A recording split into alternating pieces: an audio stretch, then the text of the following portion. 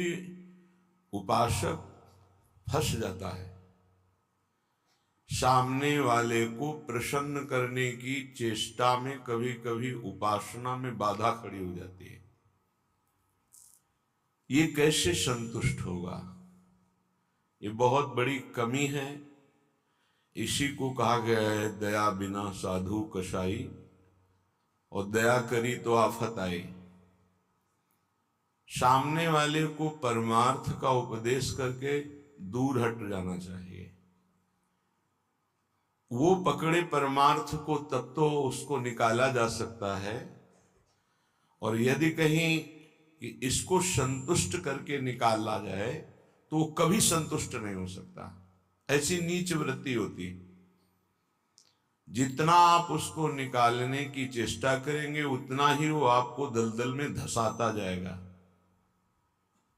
ये प्रकृति का सिद्धांत है, इसलिए उपासक को निरपेक्ष रहना चाहिए, किसी की अपेक्षा नहीं रखनी चाहिए। ये अनुभूत बात कह रहे हैं। जो संतों से अनुभूत है वही हृदय में अनुभव में आता है। उपासक को यदि कभी ऐसा अवसर मिले कि किसी को भगवत मार्ग में बढ़ाना है तो वो ये ध्यान रखे कि हमें अपने को बचा करके इसको निकालना है। कहीं उसके मन की संतुष्टता के द्वारा हम परमार्थ निरूपण करेंगे तो वो कभी नहीं निकल पाएगा, क्योंकि उसका मन ये समझ जाएगा कि हमारे अनुकूलता को लेकर ये विचारवान है, हमारी अनुकूलता के लिए, बस वो आपको रौंद देगा। और परमार्थ का उपदेश दिया और निरपेक्ष हो गए और वो आप पर आसक्त होता चला जा रहा है, वो निकल जाएगा। त्रुटि यही हो जाती है उपासक से कि इसको कैसे संतुष्ट करूं, वहीं उसका पतन हो जाता है। पतन अपने आराध्य देव का चिंतन छोड़कर मांस के लोथड़े शरीरों का चिंतन होने लगता है। ये कैसे राजी रहे, वो कैसे राजी रहे, परिवार कैसे राजी रहे, भगत कैसे राजी रहे। निकले थे हरि को राजी करने के लिए और हो गया प्रपंच को राजी करना। ये बहुत सूक्ष्म बात है। ये शास्त्र सम्मत और हृदय सम्मत बात है, दोनों के अनुभव। यदि भगवत मार्ग में आगे बढ़ना है तो किसी को संतुष्ट करने का भाव खत्म कर दे। शास्त्र सम्मत उपदेश है, पकड़ना है पकड़ो, नहीं पकड़ना है तो डूबो। तभी आप परमानंद का अनुभव कर सकते हैं, नहीं तो आपको फंसा लिया जाएगा। ये सूत्र उड़िया बाबा का है, दया बिना साधु कसाई, दया करी तो आफत आई। बीच में समझो, दया नहीं तो साधु कैसा, और दया की तो फंस गए। तो कौन सी दया आपका परम कल्याण में सहयोग कर सकती है? जो याद को ना नष्ट कर पावे। दया का उल्टा है याद।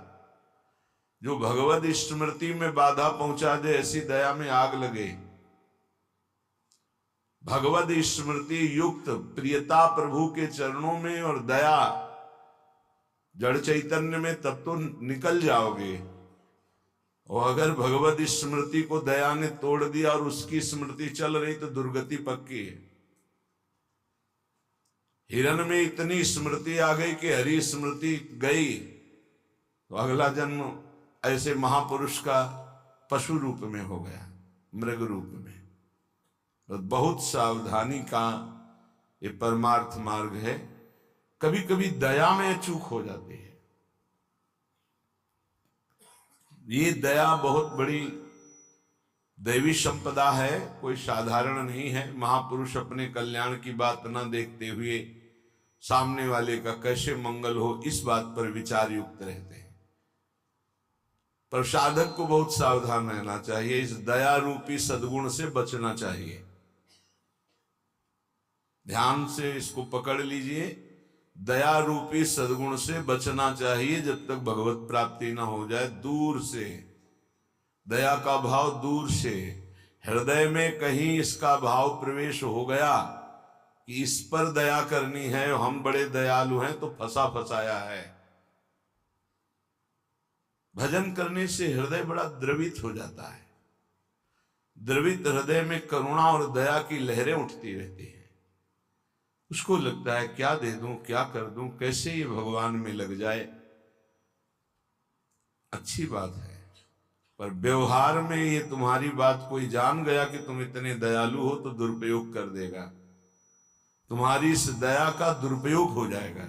बहुत अच्छे से इसको समझ के बोल रहे हैं। इसलिए चाहे गृहस्थ हो चाहे विरक्त हो, यदि भगवत प्राप्ति करनी है तो दया रूपी सद्गुण को हृदय में दबा दो।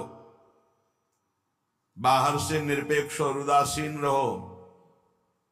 जब कभी भगवान ऐसी सामर्थ्य दे तो निरपेक्ष होकर के उससे कोई आसक्ति न रखते हुए उपदेश कर दिया और दूरी बनाए। नजदीकी बनाया तो फंसे, ये ऐसे है प्रपंची। नजदीकी बनाया तो फंसे, और फंसे तो तुम्हारी निंदा ये करेंगे, तुम्हारे ही विपरीत चलेंगे। बहुत सावधान।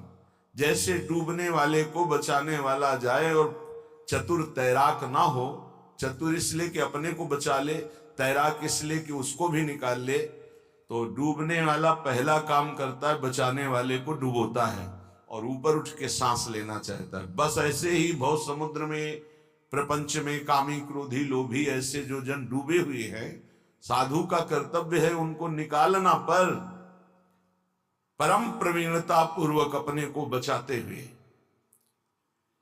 नहीं तो पक्का डूब जाएगा। पक्का अनुभव की बात है। संतों की जो बातें होती वो छाती की बातें होती, पढ़ी लिखी बातों में उतना प्रभाव नहीं पड़ता जितना हृदय की अनुभूत बातों पर पड़ता है।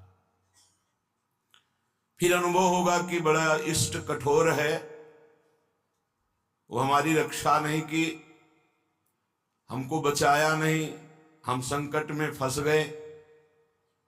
तो इष्ट शास्त्रों में संतों के रूप में, गुरुदेव के रूप में उपदेश करते हैं। निरपेक्षम मुनिम शांतम निर्वैरम समदर्शनम। कहां यहां ऐसा लिखा है कि तुम ऐसी दया करो कि उसी का चिंतन करने लगो, उसी के गले लग जाओ, उसी को अपना मान लो? कहां लिखा है? निरपेक्षम, किसी की अपेक्षा नहीं। हम उपदेश कर रहे हैं, उसको पकड़ो तो आओ, जैसे हम चाहें वैसे चलो तो आओ, नहीं तो जाओ। भगवान का ही सब बनाया हुआ खेल है, भोगो खेलो, नरक जाओ स्वर्ग जाओ, तुम्हारी रुचि। अगर मुक्त होना चाहते हो तो आज्ञा का पालन करो, निरपेक्ष रहे। निरपेक्षम मुनिम, मननशील, एक क्षण भी अपने प्रभु को ना छोड़े। ये संसार का सूत्र है। यदि आप निरपेक्ष रहे तो आपकी चरण धूल माथे पे चढ़ाएगा और आपकी आज्ञा का पालन करेगा। और यदि आपने दुलार कर दिया, उसको अपेक्षा कि ये भगवान को प्राप्त हो, ऐसी चेष्टा करके दुलार कर दिया, तो वो तुम्हारी बात को रौंद देगा।